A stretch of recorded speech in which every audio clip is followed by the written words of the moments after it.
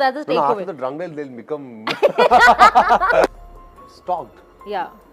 I mean, I do follow a couple of people on social media, so I do stalk, right? That is called stalking. कभी खुद खेसारी भैया ने भी नहीं सोचा होगा कि इस जिम के वीडियो की वजह से उनकी चर्चा उस इंडस्ट्री में भी होगी जहां पर भोजपुरी को कोई जानता भी नहीं है।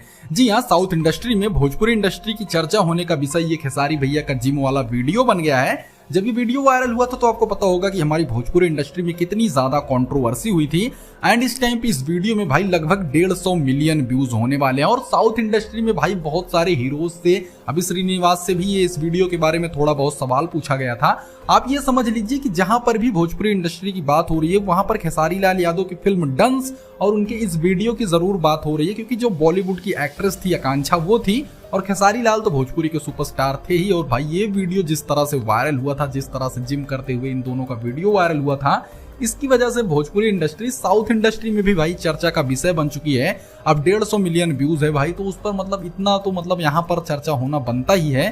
खैर दोस्तों, इसके बारे में आप क्या कहना चाहेंगे, क्योंकि खेसारी लाल यादव की कहीं पर बुराई भी है तो उनकी डंस जैसी मूवी भी आ रही है, जिसकी वजह से कहीं ना कहीं खेसारी लाल यादव की वजह से हमारी भोजपुरी इंडस्ट्री का नाम ऊंचा हो रहा है। इस पर आप क्या कहना चाहेंगे, हमको कमेंट जरूर कीजिएगा।